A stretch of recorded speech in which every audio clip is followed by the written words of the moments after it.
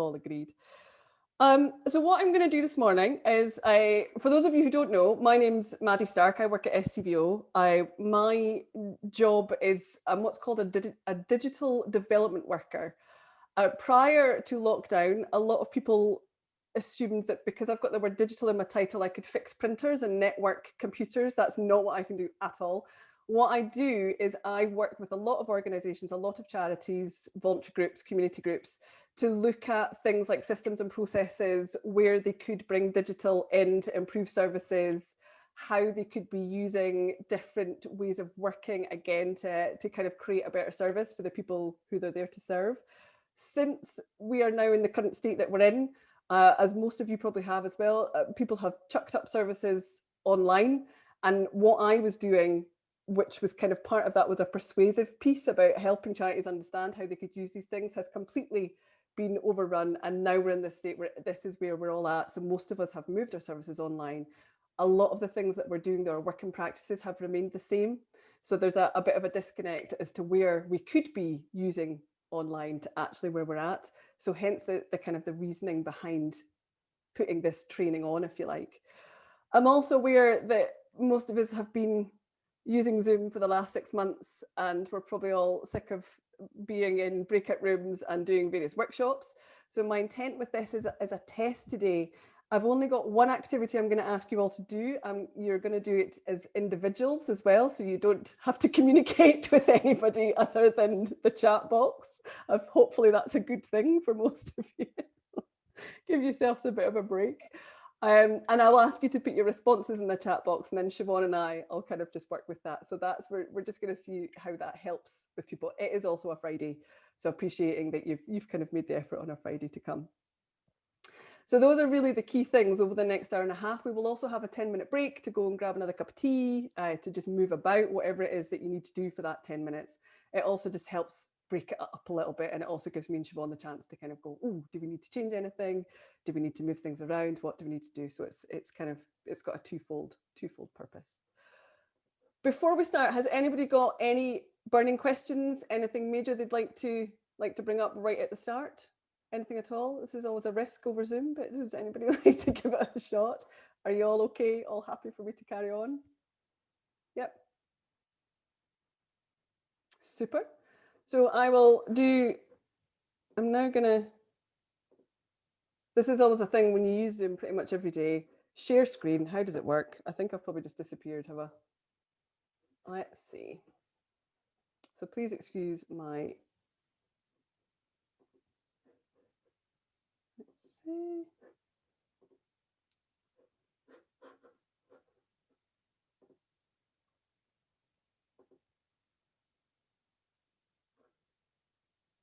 Hi, are you seeing the full screen of slides?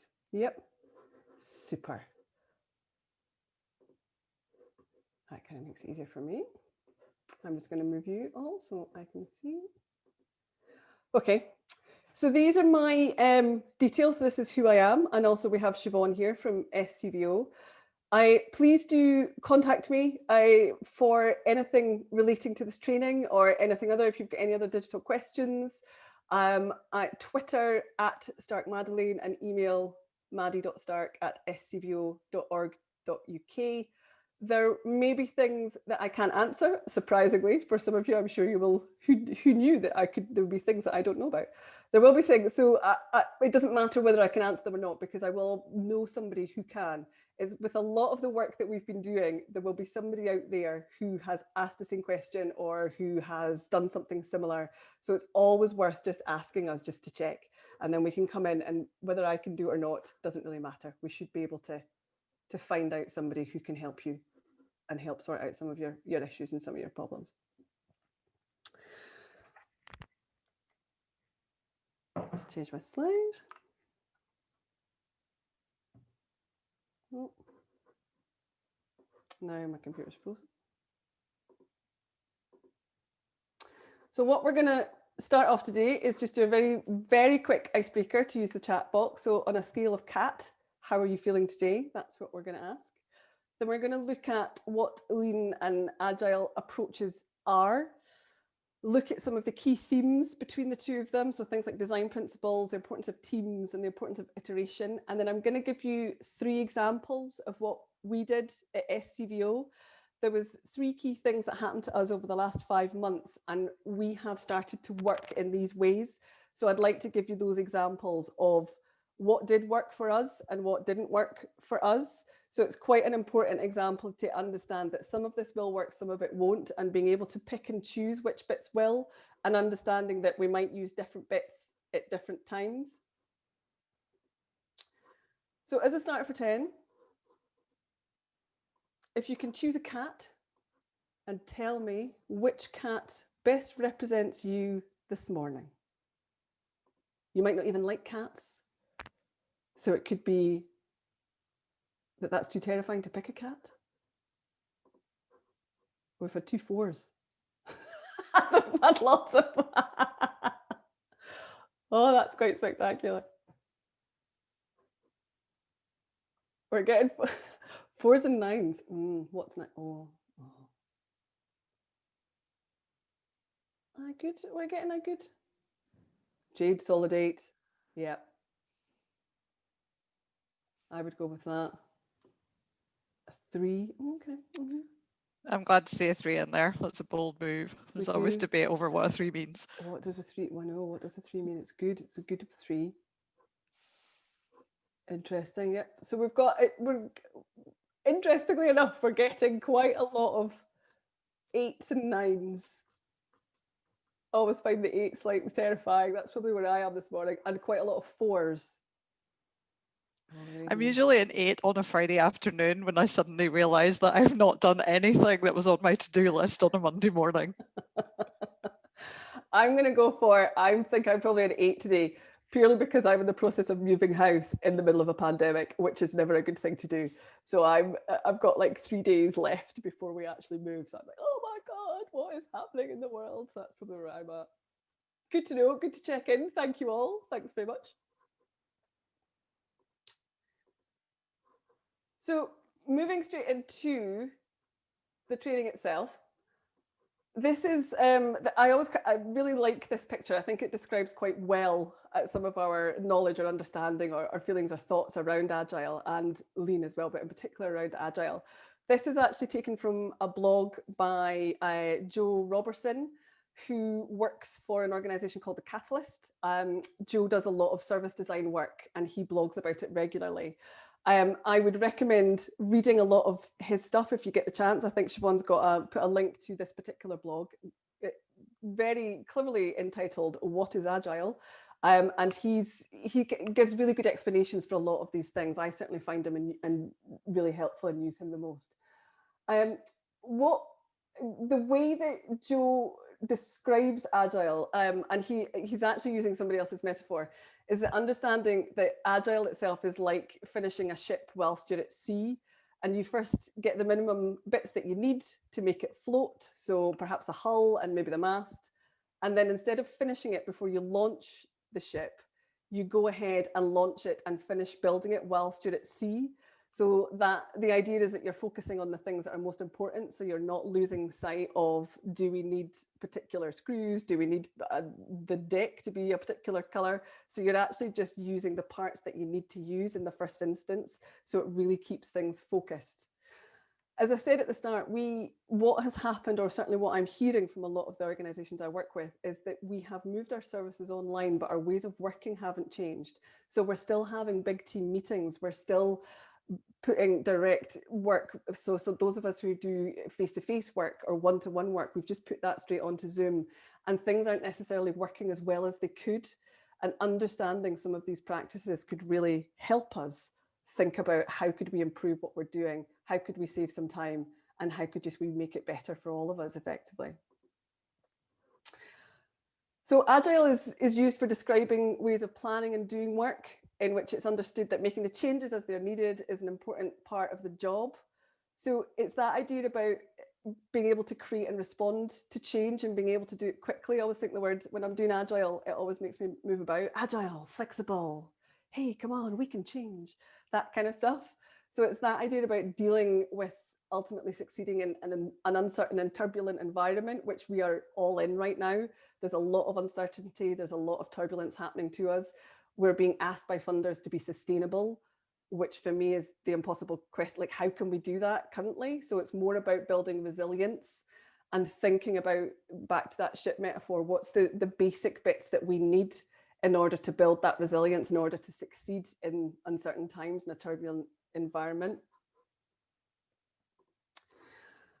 And then also the thing about Agile is that at the core, it sees work as an activity rather than a place, which is kind of where we're all at right now. Most of us, the work where we were at, so the workplace, it doesn't exist right now. So actually it's the activity of work that we're doing. And digital is very much at the heart of that outlook. It thinks about activities of staff, not where they're being carried out. So it doesn't matter where the work is happening. It's all about the activity and the work that's going on itself. And actually about thinking about having more choice in around how we deliver that. So having more flexibility, being more adaptable, and being able to change what we're able to do quickly and within a short time frame. So it's not that 3-month pilot. It's not, let's try this for a year. It's like, let's do this for 2 weeks. Let's try this for 5 days. What's the impact? What will happen? I will also say that these two approaches with Lean and Agile, the reason that this is a lightning introduction is because as a topic, these are massive topics. They're absolutely huge. People get qualified and endless training to be Scrum Masters. It's part of university degrees. It is a really, really big topic. And what I think we're really good in our sector, in the voluntary sector in particular, is we are very good at taking bits of big things and making them fit what we do. So service design, for example, we're really good at seeing, okay, I could take a piece of that and apply it to our sector, and that can then have an impact. So really this is to start thinking about and changing our mindsets into how could we use these? Could we find out more about them? What can we do quickly? So hopefully by the end of this next hour and a half, it will be a case of you'll be able to go back and think, right, we're going to start doing this from Monday. We're going to give this a shot from Tuesday and do different things within the next 3 days. So hence that's why it's lightning, because these are really big topics. And I have, if there are any purists here, I really hope, I'm kind of going to apologize already for the way that I'm applying this to our sector, because Lean and Agile is very much about having a product, having a thing that is then sent out and given to somebody, whereas we are services. So it's different way that we're trying to apply it and trying to use it. We're not developing a software product. We've got a service. So it's just slightly different. So it's about bending it and shaping it to fit what we do. So Lean in itself is about using fewer people and less money in order to decrease waste while continuing to operate effectively.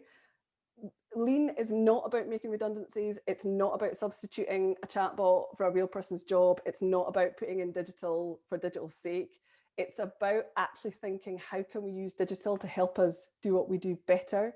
It's about freeing up staff time to do more of the work that they're employed to do. So for example, introducing a new HR system.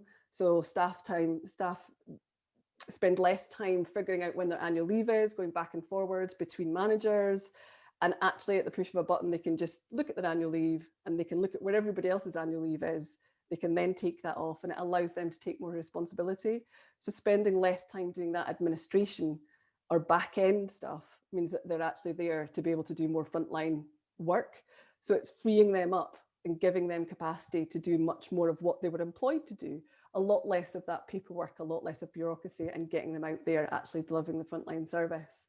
And that for me is where Lean is key, because as I said, it's not about replacing digital or replacing a person with digital. It's actually about using these tools so we can be the best that we can be and actually getting out there. It's very much about looking at the resources that we have and how can we make the very best use of them. So we all know funding is getting tighter, unemployment is rising, and our services have never been more needed. So it's about offering that solution to increase our capacity and making the best use of the resources that we've got. So some of the key themes to these approaches.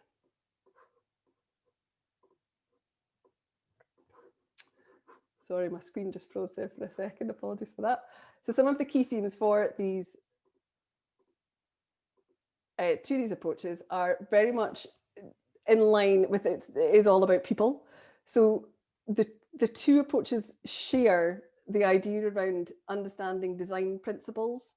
So actually thinking around putting our users first. What does that mean? What does it look like, feel like, sound like? Having the right team in place. So understanding the importance of having the right person at the right time doing the right thing, and also understanding that that might change over a short period of time. So the team that you start with at the beginning of a project could be very different to the team that you end with at the end of a project. And then understanding the importance of iteration. So understanding the importance of making those small incremental changes and the impact that that can have. So that idea of testing and being data driven and actually going back and looking at what worked. Those are the key principles. So within design principles, what we have here, so this is the idea that was, as we said, we put the user needs first. And one of the things about myself, I kind of was showing my age earlier, a lot of the training that I did, the work that I did at university, and then the subsequent training, having worked in the sector for, I think it's about 25 years now, I was very much educated in the way of being solution focused, sorting the problem, fixing the problem. That's very much my background. And what we're seeing, certainly for somebody like myself, is this shift towards actually, I don't have the answer to somebody else's problem. It's not for me to figure out what the answer is. What it is for me to help them uncover what the problem is. So actually thinking about what is it the problem that this person has? What is it that they're trying to do? What is it that they want to do? What do they need from the service? And then also understanding that it's user values versus social values. So that idea, the social value is about how a product solves a social problem, but the user value is about how a product meets a user definition, so of what their wants and needs are. So it's that thinking about our services. So social value would be using that service to fix a social problem, whereas the user value is actually thinking about, well, how does this service meet the needs of what that person wants? And it's their definition of what their needs and wants are, not mine, but theirs. This is Dan Such, he's chief exec of CAST, which is also one of the major partners in Catalyst I was talking about earlier that Joe works for. Dan kind of gives a really good example of this about understanding how Agile can really help with this. And that's around that idea that really Agile approaches focus on the user value. So it is the user behavior. It's what is the user's definition of their needs and their wants. So it's really very much focused on the user.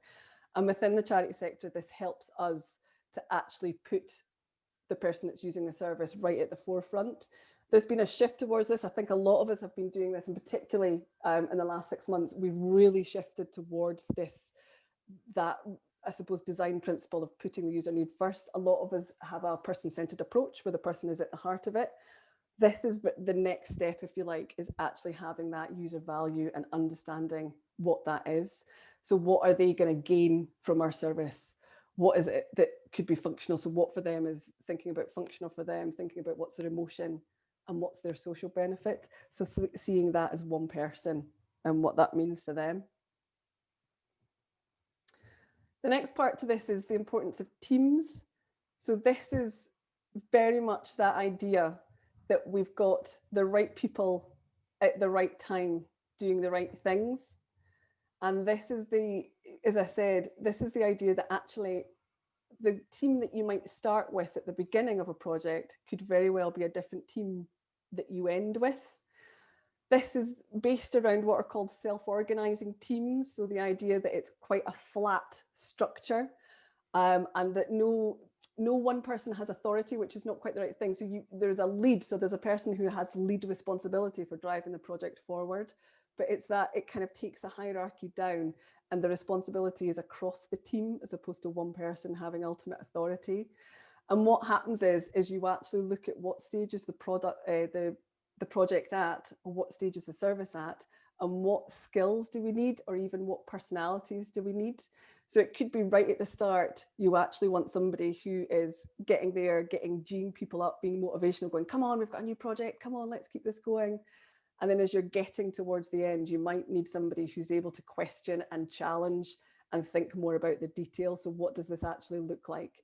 So we've come through, we've got our big picture, but how are we actually going to get this done?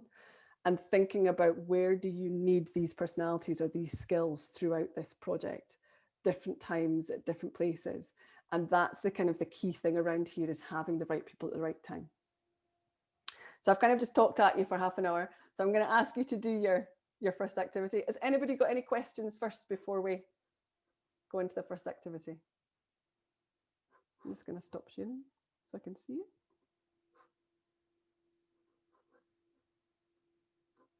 You all okay? Said just that you got talked at for half an hour there. You okay? Super.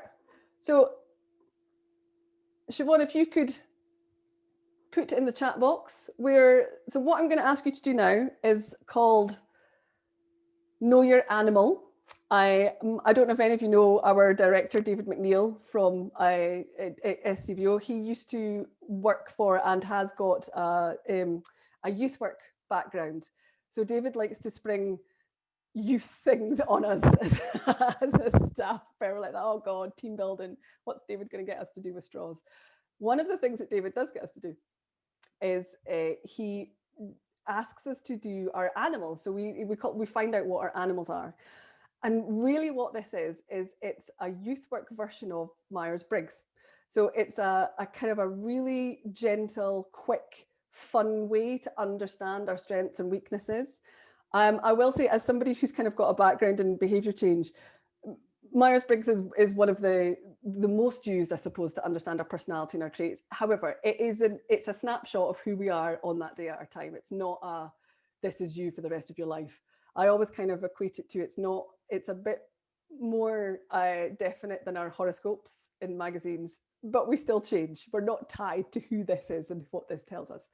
So that's really what we kind of use quite a lot within SCVO. When new members of staff come in, or generally we kind of look at what's our animals, and it's about how we interact as a team. So it's looking at our team dynamics, looking at the skills that we've got, and it really helps us define who do we need in a project and when, depending on what the skills are. It also helps us understand that if somebody is really pissing us off, it's because they could be opposite to us, and actually what they're doing right now is just really annoying me because I'm big picture and that person really likes detail and I can't quite cope with that. So it helps us just navigate each other, for want of a better word. So I'm going to ask you to do that now. Siobhan's put it in the chat box. Unfortunately, Sarah had to go, but thank you for coming, Sarah. So it's the iCloud, you'll see it, iCood.com. And it's an official educational tool. So it's not like a BuzzFeed quiz. It's like a proper quiz. It's a real thing. I've not just made this up. So I'm going to ask you to do that. And then once you've gone through that, if you can let me know in the chat box what your animals are. So I'll be quiet. I'll stop talking.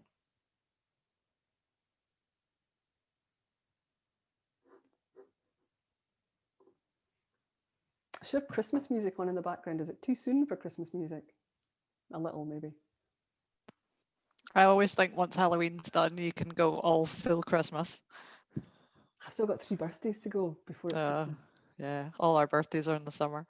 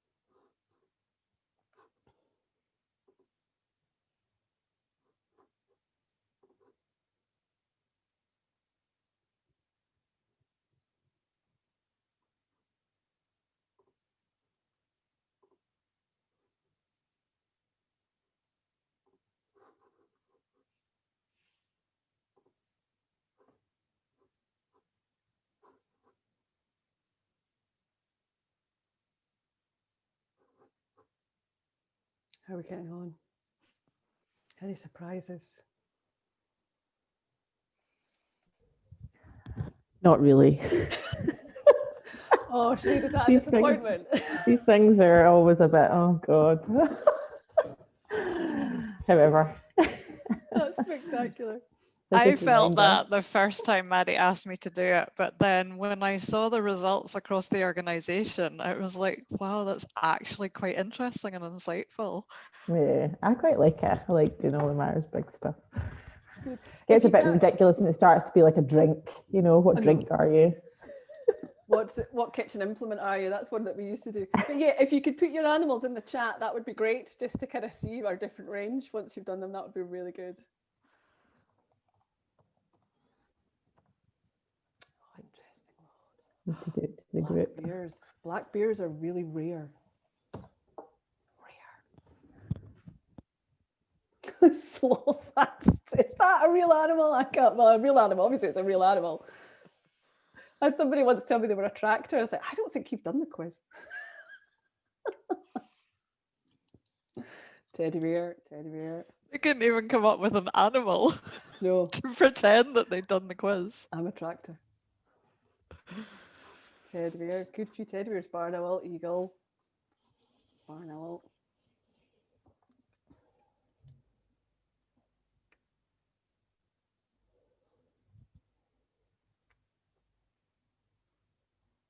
Seahorse, eagle, more coming in. Seals. Oh, interesting. Clownfish. We've got a clownfish. Yeah. Interesting. Do you know, I don't think I've had a lion before. I've not had a lion and I've not had a sloth before. So I might ask the two of you to pick on you and give me a quick, what is it? What are you?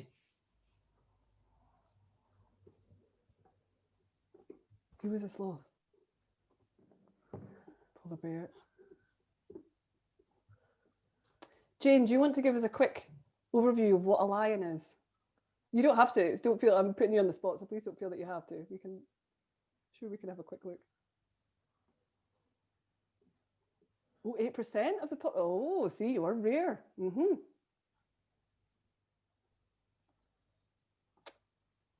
Oh, lions are graceful. Look at that. Does that sum you up, Jane? Are you feeling all of that? No. That's excellent. No, I'm not. Falcons, yeah. I actually know quite a lot of falcons, which is very interesting. My husband is a falcon. Several volunteer groups I'm in where they're run by falcons. It's quite an interesting one. One of my best friends is a falcon. Oh, a seahorse. Seahorse. That's definitely the thing about falcons is the speed. Seahorse. So there's quite a lot of different ones. So the key things for me with this activity, as I said, is it is, bear in mind that it will change. What you do today, you might do this tomorrow, and you might be in a different mood, or you might do it in a work context, or a different context to the one that you're currently doing it in. And what it really helps us with that, thinking about the importance of teams, is understanding it's not just that I'm, I was going to say I'm good at spreadsheets, but that's an absolute lie. I'm absolutely dreadful at spreadsheets. It's more, it's like the shittest example I could have given you. Siobhan is very good at spreadsheets. I am not good at spreadsheets. But that idea about it's not just those kind of skills that we're talking about. It's not who's good at writing a report. It's not who's good at adding up numbers. It's actually about thinking about what personalities do we need in this team at this time, and at which point do we need them. So, for example, your falcon, where were you? So you are, working at speed, a lot of action, keep going, let's going. So could be driving the project. When it's getting a bit sticky, could be right, come on, let's keep going, let's get in there, let's get moving, let's stop talking about this and get on with it. And if you've got your clownfish, who is the ideas coming about, swimming about, moving direction and changing things all the time, thinking about where are those useful in a particular part of the project. If you're a polar bear, then polar bears are very much about the detail. So you probably don't want a polar bear right at the start, because what can happen is that level of detail can really bog down initially in a team. So you could be so focused. I mean, this has happened to us in SCVO, so focused on the detail that actually the work, it becomes debilitating. The work doesn't actually get started because we're talking about, you know, which color to paint walls, as opposed to actually what is the point, what's the problem, what are we attempting to do. So it's that kind of thinking about when do you need these different things and these different personalities. And that's very much what we use it for in SCVO, and particularly the 3 examples that I'll give later of how we use that and the impact that that can have when you get it wrong. Because it's also that, I think, in our sectors that because we employ somebody to deliver a project, so we can be a development worker, and you're a development worker for a particular project, that once you're there, that's where you stick, you stay in that silo. And what this is suggesting is that actually you're employed as a development worker for the whole service, and you will move in and out of a different project and a different piece. So it's that less rigidity, it's a lot more flexible, it's a lot more shifting, a lot more organic. And it also allows staff members to have a bigger, wider experience of the organisation as a whole. So you're benefiting from all of these skills that everyone has. You're not just saying you are here to do this one thing and that's all you're going to do. You're actually saying, do you know what? This is the whole service, so we're going to use you as much as we can. And again, that's a mindset change. So that probably isn't going to happen overnight. That's something that can take a while. We've been doing that in SCVO. I think Anna, our new chief exec, I say new, I think she's 3 years now. And that's something that we're just starting to do within us, is to shift people in and out of teams. And that's been quite an interesting experience for us as well, to be able to do that. Anybody got any kind of thoughts or comments on that before we take a short break? Anybody really upset about their animal? I'm a teddy bear. I'm not even real. That's the thing that I got annoyed at. So I'm not even a real animal. That's just rubbish. In what context would you introduce that to your team that you've got already, and gently, and how it would be adopted positively as a mechanism? So I think for us, what we do is it's part of a team meeting. So it's a getting to know you. Very much use it as it's a light getting to know you, understand how we all work. So particularly if we've got new members starting, then we all do it again. It's not just that one member of staff that does it. It's like the whole team will do it. And that kind of just really helps take some of the angst off it and what it's about and what it's for. And very much just introducing it as it's a game. And our director, David, is very good at taking responsibility. So David is a clownfish. And some of the aspects of the clownfish is that they can forget, like a clownfish, they forget what's the priority, what are we doing? So somebody else was a clownfish. Julianne, was it you? I can't remember. And it's that, Julie, was it you? Were you the clownfish? Yes. So David is really good at going, oh, I'm being a clownfish today and I'm going to go off at a tangent and I'm not going to remember this. So he's really good at owning his animal, and therefore that really helps us own who we are and what we are doing. But we generally tend to do it as part of it's a getting to know you icebreaker thing that we would do in a team meeting. Go for it, Siobhan. Yeah, I was just wanting to add to that. One of the times that I've seen it used most powerfully was collaboration across different teams. So Maddie did it as an exercise quite recently, where we've had different teams who haven't worked together before, all in the same room, and just that way of getting to know each other very quickly. And understanding that we all think differently and we all bring different skills to the room was a brilliant icebreaker, got everyone laughing, chatting, understanding how we work, and that some of us are attention to detail, some of us are bigger picture, and that there's a place for all of that, to encourage us to think about how we work together. And that's a way that it's really powerful. And I can see that would work really well in like a staff volunteer introduction meeting as well. Thank you, Siobhan. And I think, Susie, you've put up there, yeah, you did it as with your staff, and the facilitator gave you posters as well. So David also did that. He cut out pictures of each animal and presented us with our animals, and that again helps with the ownership and responsibility over it. So yeah, Susie, I would agree that works really well. Okay, if we've got no more comments, we're going to take, I have to check my time. Sorry, but the computer, the clock on my computer is 3 minutes slow. Apparently this is the whole of SCVO's PCs. We're all 3 minutes slow. It's to do with not being attached to the server, apparently, We found that out from IT yesterday. Who knew? So if you're working with anybody from SCVO and they're 3 minutes late, that's why. They're not being rude. It's because the clocks are all wrong. So total digression. Apologies. Point was, I'm switching between clocks to actually figure out what time it is. So I've got 10:43, so we'll make it 10:45 on my proper clock.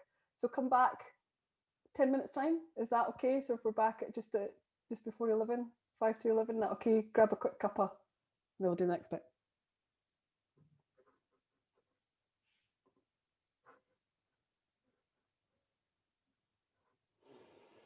Cup of tea.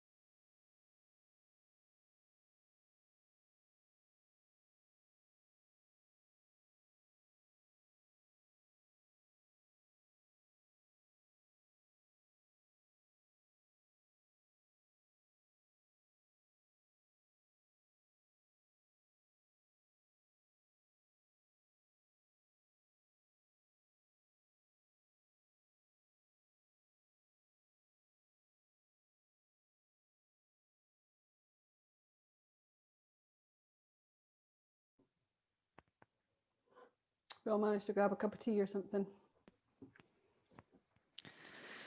Cup of tea, glass of water. It's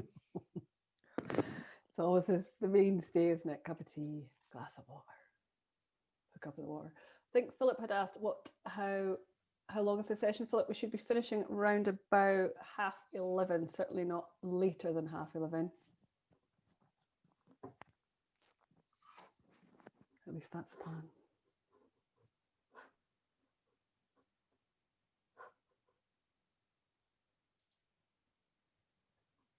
Check my clock. Checking the right clock. It's a conversation where I was happened to having with Ali Dutton yesterday ahead of our tea around our clocks being slow. And apparently it's because we're not connected to the server anymore. So big. Interesting. But no, and actually I was saying to him, so is it quite hard for us to change our clocks? And he went, yes, it's actually quite a big IT issue in order to change and make all of our clocks the right time.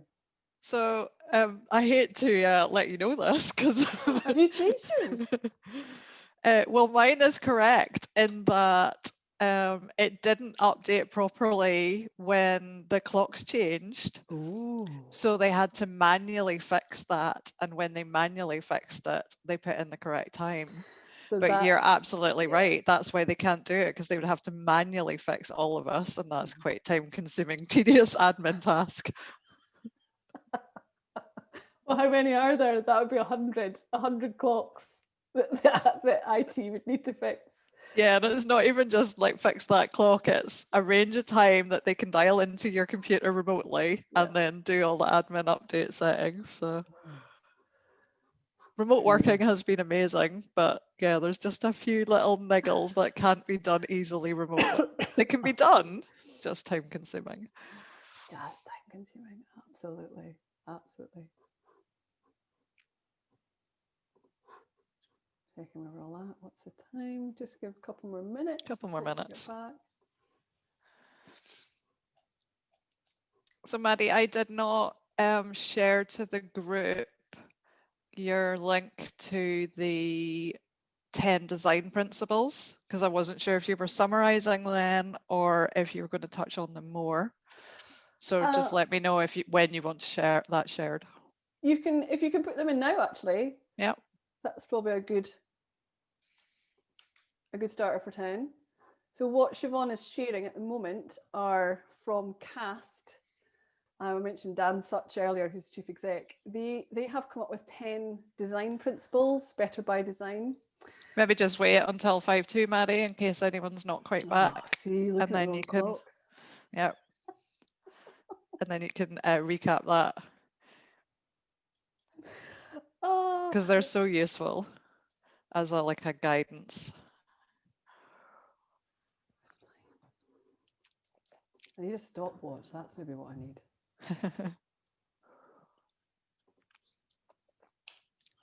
There we go. We'll give it a start now. Excuse me. Yeah, so the design principles here are from CAST. As I said, I mentioned Dan Such earlier, and these are 10 ways of working, I suppose, hence why they're principles as opposed to rules. And it's not about using all 10 at once. It's about being able to look at which ones would be kind of relatively quick to introduce within your organizations, which ones are you already covering, what could be the next steps, or which ones could you work towards, which ones have you started working towards. And as I say, the idea is that you can use them individually or in parts or as a whole. And it's very much that thing around user values and putting the user at the center of everything that we do. So they can be quite good to help within your organization if you're having to think about persuading people to get on board with the idea of design principles, or they can be really good at helping organizations understand that actually we've started to work to a lot of these already, and we have a lot of these. So just recognizing work that's already been done and achieved, they can be really helpful and useful for that. We use them, myself and Ross McCulloch from Third Sector Lab, who run the Senior Leader Programme, we use them quite a lot in the Senior Leader Programme as a way of benchmarking, as a way of actually saying, as an organisation, as a senior manager, where do I want to be, where are we at, and where could we be? And they work really well for that as well as a benchmark. I think those are kind of key ways of using them in particular. So I'm going to share screen again. It's in the second half. Checking you can all see. You're all looking at the right screen again. Yep, super. So we've done our animals. We know which animals we are, which is helpful. Get the whole family to do it over the weekend. If they're there, passes the time. Sometimes it might cause trouble. I did it with my family. My mum's a polar bear and my dad's a clownfish. Not necessarily a good combination. So it's just worth bearing that in mind if you do choose to do it with your family. Certainly don't do it with alcohol. That's always a bad idea. So the next part is looking at constant iteration. So we've talked about design principles. We've talked about the importance of the team, the right people at the right time, talked about the idea of being user-led and user value driven. So the next part is this idea of the constant iteration. So this is back to that boat, back to that ship, and thinking about building it as you're going along. Another analogy is a skateboard, which I'll show you in a second. Within this kind of constant iteration, for me, there are 4 key parts to this. So the first bit are the sprints, the second bits are the stand-ups, then the third are testing, and the fourth is retrospective. So this is what we've built our 45-minute masterclasses on that are part of this. They can be done as part of the series, or they can be done as one at a time. It depends on what you're doing and what your interest is. And really thinking about this process of constant iteration, where you would start a sprint. So if you were to do it in order, you would start with a sprint. And a sprint is actually, the phrase is a time box. So it's working in small time boxed chunks. And basically that just means you're working in chunks of time that are 5 days, or it might be 2 weeks. So you're working in a very specific small amount of time. So it's not my old fashioned or traditional third sector work would be, let's pilot something for 3 months. And I would think that 3 months would be a really short space of time. Whereas actually with this idea of constant iteration, it's a really small time box chunk of work. So you're putting something into something that is like 5 days, or it is around 2 weeks. And throughout that, what you're doing with stand-ups, so you would have stand-ups throughout this process. They theoretically should happen daily. And you would have a 15-minute stand-up where what staff do is they identify blockers. So the idea is you've got your sprint, you know what you're doing, you've planned it, you know what you're happening in that small period of time to work towards your bigger picture. Then you do your 15-minute sprint and you identify what are you working on and what are the blockers that you're having. So you can quickly identify blockers. So then you can make that within your sprint time, make that change in that kind of particular time frame. And the testing part is you're using data, so it's not just somebody's opinion. Ross uses in our senior leader program, he talks about the hippo. I think it's the highest paid person's opinion, or it can be the person who's got the loudest voice, their opinion. And part of this working in constant iteration is it takes change away from being just somebody's opinion or somebody's perception. It actually makes it fact, it's evidence-based, you're being data-driven.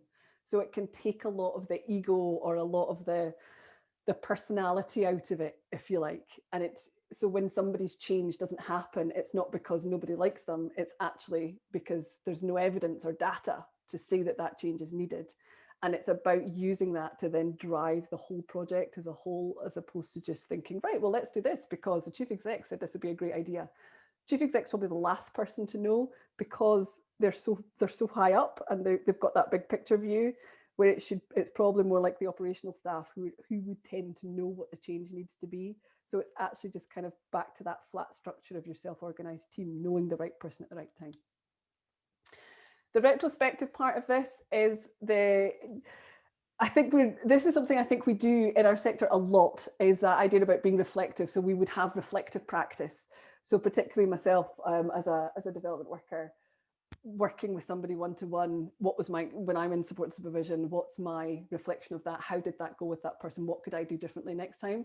Whereas the retrospective is taking that idea of reflective practice and it's applying it to the actual process of the work.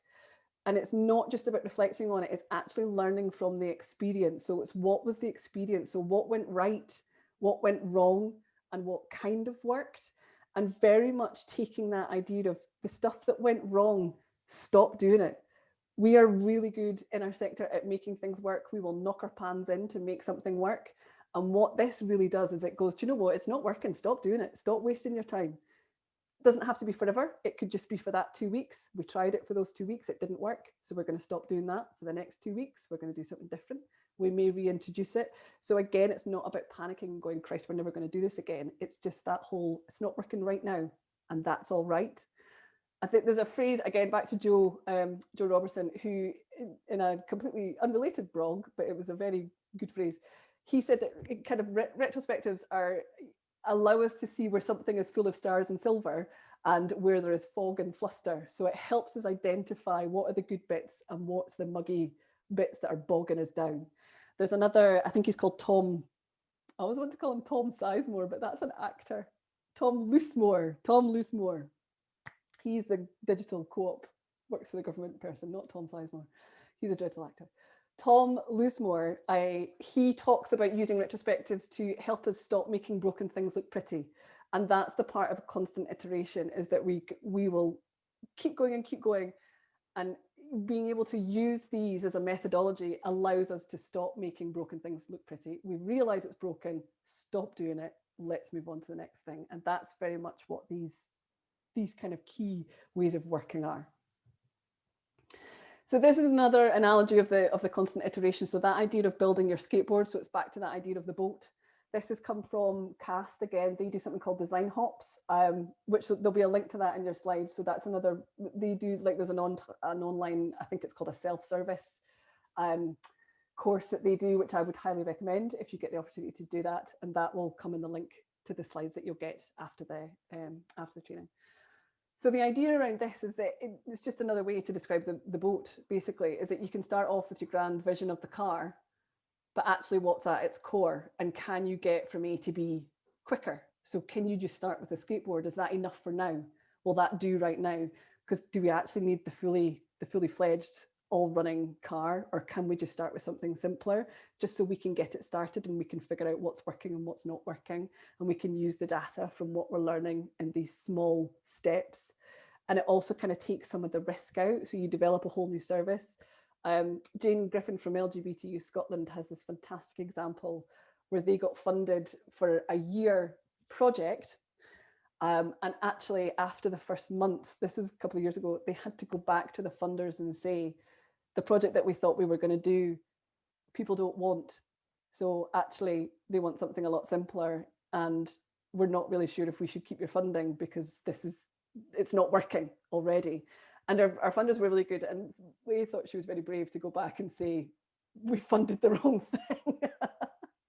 But also what she was then able to do was go, you know what we said we were going to do is not needed. Actually, it's just this small thing. So they were then able to take that back and do the kind of the user value approach, where they actually started to work with a lot of people to develop something. And they've now got this big platform. They use something called Discord to do a lot of youth work with. And that has come out of this project. But what they had started with was a fully fledged, full-blown project plan. And what happened was it was just irrelevant. It wasn't needed. So she then had to go back and say, right, okay, where do we start? We don't need this whole project plan. We just need a first starting point. And that's Jane's example of a skateboard. So what we did at SCVO, this was very much our response to the coronavirus. What happened to us at SCVO was we were absolutely inundated with requests for help, with requests for support, with requests for information. There were charities who, never mind people being in crisis, who they were there to serve. The charities themselves were in crisis, staff were in crisis. I'm sure all of you will have had all of this at some point over the last 5-6 months. As a staff team, as a whole staff team, we all needed to work in new ways, because the way that we were working was we couldn't work quick enough. We couldn't get this out, and also our own mental health was being impacted. And whilst we had some digital tools in place, we all weren't able to use them. We were all using different ones. So there was lots of kind of siloed work going on. We also immediately found ourselves working from home, like the rest of the world did. And it was a really kind of difficult time for us. But what we wanted to do was to provide the best possible service that we could. So we decided to actually take this, okay, so how can we use a lot of the things that we talk about and put them into practice for ourselves?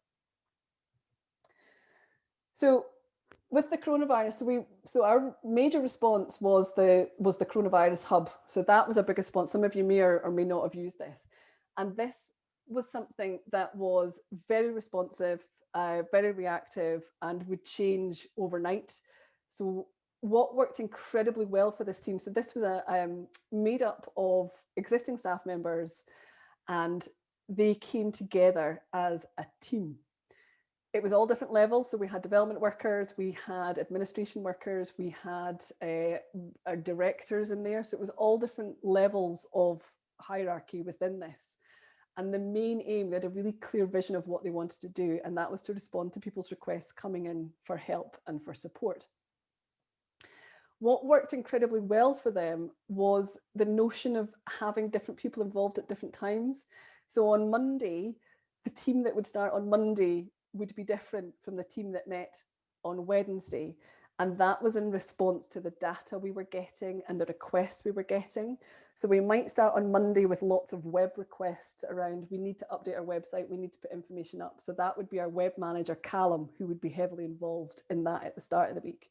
Then as the week went on, we would start to get information requests or HR requests, putting staff on furlough. How do I do this? What do I do? So then Caroline in our HR department would then be involved. So we were moving people in and out in response to the data we were getting. Beth McCushy was our team lead. So she had overall responsibility for this particular piece of work. So it was Beth that was she was time boxing everything, she was putting everything in sprints, and she was gathering all the information. And then she would say, okay, Callum, we don't need you right now. Actually, what we need is we need Chrissy or we need David. And she was moving people in and out. And that worked incredibly well for them, was having the right people at the right time, which allowed us to be responsive to what was going on. Stand-ups also worked very well for them. So they were having 15-minute stand-ups every day. And that was looking at what's working and what are blockers. So we would find that blockers could be that it wasn't the right person who was there, that actually we were too caught up in the detail and we needed a big picture person for that point. It could be blockers where we were trying to build the car when we were sitting with the skateboard. And it could just be that actually where a blocker is that my family are in the background and I just simply haven't got time to work right now and I need to take the day off. So that kind of just being able to understand what is the actual blocker for a person. Is it something that's going on in their life for that day at that point? Or is it a skill issue? Is it a personality issue? What's happening? And that really helped drive it forward, very much so. And as I said, the user values. So it was very much around what does this person need? What does this person need from us on this day at that time? And what's their definition? So what will really help them? What's their problem? And that it was incredibly successful, the Coronavirus Hub, and the way that they worked as a team. The other example is Connecting Scotland. So what worked really well, or what is working really well, because they're still going on, is stand-ups and user needs first. These are two key things for Connecting Scotland. So those of you that don't know, Connecting Scotland is part of the No One Left Behind. So it's that idea around, I've suddenly gone blank about what Connecting Scotland do. I actually do know, but I just totally forgot. Siobhan, help me out. What did Connecting Scotland do? I don't know. So the main thing that Connecting Scotland do is to try and support the most vulnerable people in our society right across Scotland to get online. So they are funding specific groups of people with each phase, the most recent being young people who have left care. And the purpose is to get them a device, get them data, get them online, but then more importantly, get them support. So we have a network of digital champions right across Scotland who support them to learn digital skills and how to actually use devices. There's many projects that just fling devices at people and then leave them. And quite often those devices end up in drawers. So it's all about Scottish Government wanting Scotland to be a digital nation and for us all to be able to know how to use our tech as well as we can. Thank you. Thank you for summing that up for me. As I said, I suddenly was like, what do they do? Blank on a Friday. Thanks very much, Siobhan. So what is still working very well for them is this idea of using stand-up. So they do them weekly, I think, actually now. They were doing them every day as they were really kicking off the project, as they were getting involved and actually really kind of driving the project forward. But now it's really embedded. They're now actually doing these weekly, which has made a difference to where they're at and what they can do in their pace of work. And they're very much about putting user needs first and that user value driven, as Siobhan said, because it's about making sure that not only somebody has the device, but also they know how to use it. And in order to do that, we then need to know, well, what's that person's problems around accessing it and around training and around understanding, and how are they going to use it? So it's not just about what's the problems, it's actually what are they going to use it for? Because what we think they might use it for could actually be completely different to actually how they're using the particular piece of tech they've been given. So it's actually going back and looking at that. Then they put that into their stand-ups, they put that into their kind of their work plan, and they work from there. And that's been something that has been really successful for them, the way that they're working. They're also working with the government and local authority. So they've got these, I was going to say, it's kind of like a juxtaposition, it kind of rock in a hard place between different ways. So the Digital Scotland, who are driving this forward, they work using Agile. So they do daily stand-ups, they work in sprints. They don't deviate from the plan though. It is very much, this is what you do and this is how you do it. Whereas working with local authorities, that's not how they work. Most of those of you who do work with local authorities, that's a really kind of very different mindset to how they work. There's a lot more longer meetings, a lot more discussion, things happen slower, purely because just simply where they're at and how they work. So what we've had to do is we've had to take both of those ways of working and mash them together to something that suits SCVO. So hence we've now moved to these weekly stand-ups with the government. And then we're having shorter meetings and shifting mindset with local authorities to be able to get devices out there quicker than we would be able to do regularly.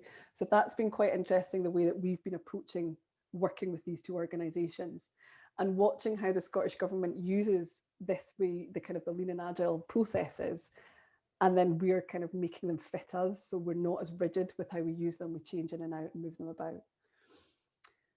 Within us, with Digital Evolution, what has been interesting for us, so this is me, Siobhan, my colleague Alison and John. We were a relatively new team that came together just at the beginning of March. We didn't necessarily know each other particularly well. We hadn't worked with each other before. Siobhan came from a completely different organisation that was based in SCVO, but she wasn't really anything to do with us so much as it was. My colleague Alison worked very much by herself, as did my colleague John. So we were all kind of mashed together as we went into lockdown. We were getting a lot of requests for help, a lot of requests for putting services online. I'm going to tell you, there's some key things that didn't work for us. So I'm going to start with the stuff that didn't work. We started off doing sprints. So we started off working in like a 5-day time-boxed framework. So we started off on a Monday, what are we going to do this week? And this for us did not work because we didn't have a clear vision of what the end goal was. Whereas that worked really well for the Coronavirus Hub because they knew where their end goal was. They knew what they were trying to achieve. And also for Connecting Scotland, they know what they're trying to achieve. Whereas we didn't in Team Evolution. We were simply responding, responding, what's the theme? We've done a DigiShift call. What's the next theme? What came out of that theme? What are we hearing in our calls? What are requests are coming in? So ours wasn't, we didn't have this clear vision of the service we were trying to provide. Basically, that's where we were. So sprints didn't work for us. And also things were happening too quickly. So 5 days was too long, which was quite bizarre for us as well. So what would happen on Monday, by Tuesday, it completely changed. And then Wednesday, it's different again. And then Thursday, and with the ways of working with people part-time, with people, don't know if you know Ross McLeod, but he's got 2 kids. So they were at home, his partner was at home. So he was like, I actually can't do this because life working, we weren't just working from home, we were working from home in a pandemic. So it wasn't easy. So things were changing, and we found working in sprints was too rigid. It just didn't allow us to be flexible enough, which is quite unusual. So then also stand-ups didn't work for us. So we were trying to do these stand-ups. They didn't work, again, because of the ways that people worked. It didn't allow us to be asynchronous. Siobhan was doing work after hours. Ross was doing work after hours. John and I were kind of there more of 9 to 5. Alison was off. Alison was sick as well at one point. So doing stand-ups just didn't work because people weren't there. There was nobody there to do the stand-up. So we had these kind of first month of like, wow, what are we trying to do? So it was actually really, really difficult. So eventually what we settled on was what we found really worked for us was doing retrospectives. Actually, at the end of the week, we would use, we were doing them face-to-face initially. So we would meet on a Friday. We had this time, which you made. We did it over a period of time. We're like, when can everybody make? Let's give this a go. Let's build it in. And we looked at what is working, what hasn't worked, and what's kind of worked, and what are we going to ditch? This worked really well this week. Great. This did not. We're not doing that again. And we were really quite brutal about what hasn't worked. I don't know if any of you were on our, we introduced the webinar function on our DigiShift calls. I don't know if anybody came to that. And it was an utter disaster. We thought we were being really professional. We're going to make it really formal. We're going to have a proper webinar. And there was a public outcry from the 200 people who were on the call. They couldn't see each other. They couldn't talk to each other. They couldn't chat to each other because all they could see was the presenters and the question box. And we did it once and we never did it again because it wasn't the right response. And we were able to come out of that in the retrospective. Why didn't this work? What was the problem? Let's not do it again. And then what that did do was let us recognize the community aspects that people were really keen on in the DigiShift calls, and that informality of nobody knows the answers. We're all in this together kind of chat. So that worked really, really well. So that for us was something that did work well. And then what we did was we moved that. So we didn't actually need to have meetings anymore. We moved that. We used Slack quite a lot as a communication tool. And they've got a little function where Slack asks us to put in our retrospective. So we made this as a reminder where Slack would actually ask us on a Friday, you need to fill out your retrospective. And then we would ask ourselves the key questions. And then John would use that on the Monday. So our manager, John, would use that on the Monday to drive that week, to use that to kind of look at what we're going to do the next week. So instead of thinking around doing it in a sprint, he would actually say, right, what happened? Let's use that to drive that forward. And that worked incredibly well for us. Siobhan, have you got anything else you want to add? Because you were involved in a lot of those. No, I think you've covered that really well. And I think you're absolutely right. It was that iterative process. We weren't quite sure what charities needed. We weren't quite sure if charities were even going to try to move their services online or were going to furlough all their staff. And there was that combination. So we did have to adapt very quickly. And yeah, we set it up thinking we would need to adapt week by week. And as Maddie says, it turned out to be more day by day as charities were changing what they needed to do so quickly themselves. And yeah, as Maddie says, that use of Slack to do that written retrospective was key to us because we could, each of us, add that at a time that suited us and each of us read what the other felt from the week before, and then that could inform how we started the next week and what we just ditched because it didn't work. And that was actually more important than identifying what did work, to just get rid of the stuff that either we didn't enjoy or our participants and attendees didn't enjoy, or just didn't move the charity sector on in any way. And that's how we kind of became more and more efficient and worked better together as a team. And we're now like such a great team. As Maddie said, we had none of us work together before April. So yeah, it worked really well, that iterative process. And I had never done that before. And I would definitely always do that in the future. Yeah. So there, I'm just kind of going into the final couple of slides. So this slide in particular is an activity that is used a huge amount in service design, and I use it for quite a lot of things, and we use it at SCVO a lot to start thinking about where are gaps. And it's back to that idea about being evidence-based and being data-driven. So this is one of the tools that's used throughout a lot of the things that we're talking about, is to actually help us focus on what's the problem we're attempting to solve. So actually thinking about what is that problem, what is it there? And as I said right at the start, I am used to going straight to a solution. So it helps me work backwards and actually takes out, no, I'm making a lot of assumptions there. That's actually not the problem. That might be my problem, but that's not somebody else's problem. And it really kind of keeps reining us back in to think, what is it the problem we're trying to solve? What is it that this person who is coming to our organization wants to do that they can't do because of whatever it is that we've got that's stopping them? So what is that actual problem that they're attempting to solve? one of the things around this is that you kind of look at what do we know already. So the facts, the data, the evidence. So what is the facts, what's there, and what assumptions are we making? And again, it can shift things away from that loudest person's opinion. And it's actually like, well, we're hearing, there's one of the things that I think we can be really good at is that if we hear something a lot, it then becomes true, but actually it's just somebody's perception. It's not actually the truth. And that's what the knowledge board is very, very good at, is taking away that that's actually just somebody's perception. We don't actually know that that's true.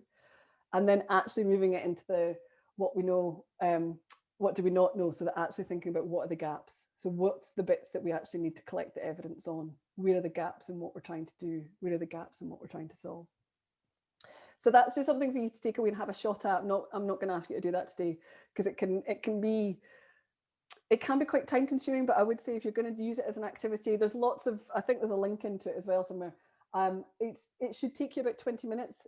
Things like this should only take you about 20 minutes. If they take you longer, so even a retrospective probably shouldn't be more than an hour. The idea is it's about getting things out as quick as possible. And then once they're down, you move on. So it's not about going into the detail. It's not about going over it and picking over the bones. It's about getting it out onto a piece of paper from our heads, written down. Then we move on to the next thing. And that's very much what the knowledge board is about. Final slide here is, this was a personal revelation to me, and we use it a lot within SCVO, is one of the key things with both Lean and Agile is actually defining your done. So understanding that when you have finished something, when something is done, what that actually means for the whole team.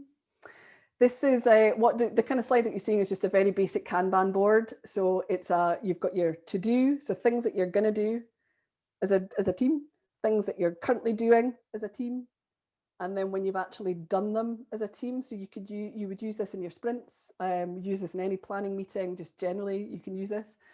So the idea is that you would move it, so you physically move it about. Trello is the tool that's used the most for this. This is what Trello was actually built for. So you would have your Trello card that's got to do, Trello card that says doing, and your Trello card done, and then you would shift things like a physical post-it note from one board to the other, so we can see we've got a visual representation of things progressing and moving along. The defining your done is key to any of this actually working. I kind of said before, I'm a teddy bear, so I'm the people person, the sociable, the out and about. When Siobhan first started, Siobhan was a polar bear, so she was all about detail. The thought of detail actually makes me feel physically sick. So we kind of were at odds with each other. And I would think that something is done, and Siobhan would be sitting there going, but you've still to send out email invites, you've still to send out slides, you've still to send out the video link. And I'd be going, but I've kind of done that because I've already, in my head, I've thought about that, and I've got a piece of paper there with that written on. And she was like, well, that's not, so you've not done it yet, have you? Well, no, but I have done it because I've got a plan to do it. So my done was very different from Siobhan's done. So as a team, it's all about defining, when does this mean that we're done? When can we stop? When can we move on? At which point does the detail become too much and the big picture become absolutely useless? So that's very much what this is about. And it has helped us enormously. And it's one of the key things in a lot of Agile methodology, is defining your done. So just to kind of sum up, these are the three key principles that we're talking about, and then the defining your done. So thinking about the importance of team, having the right people at the right time, knowing your animals, knowing your team, knowing your skills and when to bring them in. That idea about being user-led and having user values. So thinking about that, what does that person need at that time? And then the idea of iteration, so the small incremental changes and the impact that that can have. I'll stop sharing. We've got about 4 minutes. If anybody has any questions, any thoughts?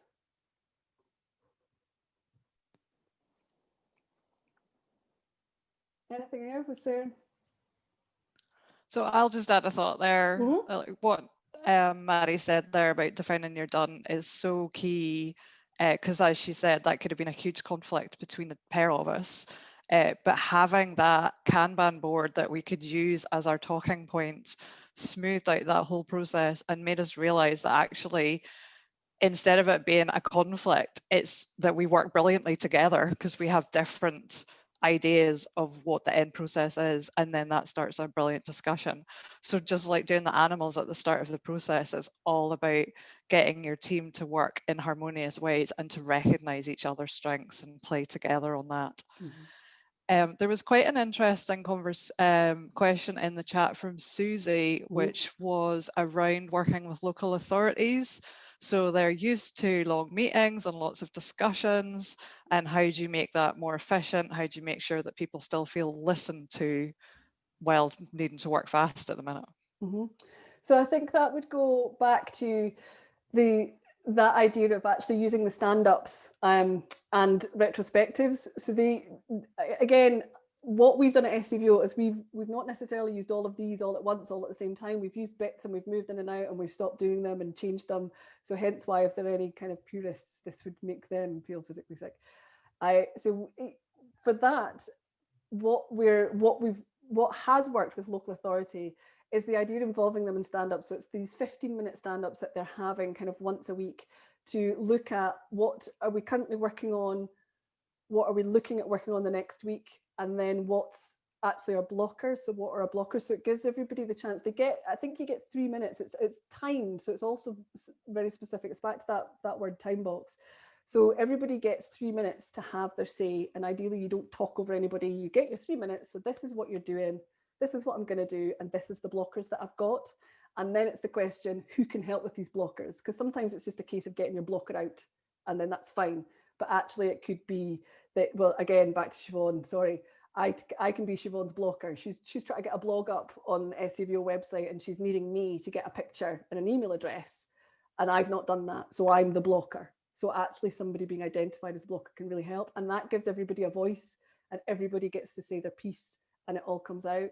And then also the retrospectives. I think that somebody asked, Maggie, was it you had started to ask that about part-time workers? So that idea of teams working asynchronously. So you can, using things like Trello, things like Slack, to actually allow people to update things in their own time. Then in our example, John would take that, and then our meeting on the Monday, that's when all that information was then used. So we didn't have to be in a meeting all together. And then what John could do is, even on the Monday, if we weren't in that meeting, he would update the Trello board. This is the key things that you're all saying. These are the key themes that are coming out. Can you all add in your next to's, your how-to's, your what you're going to do as your responses? So we would have that conversation using Trello or using Slack and using those different tools. So those are the things that have worked for us. But Susie, it's that challenge. Local authorities, we're not going to change the mindset in a week. You know, that's a big one. I think is a challenge. However, we're kind of starting to, and there are some.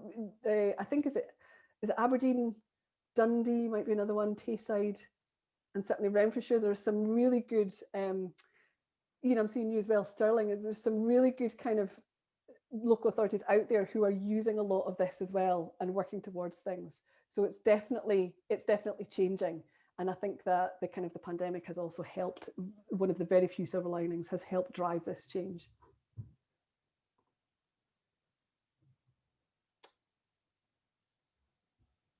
Yep, Julie, so how do we use these techniques for existing practice? Yes, that's exactly what we do. Today, we're going to try something different. That's exactly what we do. And we do it from that point of view of saying, we're only going to try, let's give this a go for a week. Let's try this for the next couple of days. So it doesn't scare people. So it's back to that, if we're going to stop doing this, we're not going to stop doing this forever. We're just going to try this for the next couple of days and introduce it really gently, because there are people, particularly at the moment, and then we introduce a new way of working and we get more change, it can just be a little bit too much for people. So we very much do just say, we're just going to try this today. Let's give it a shot. Give it a go. That's totally true.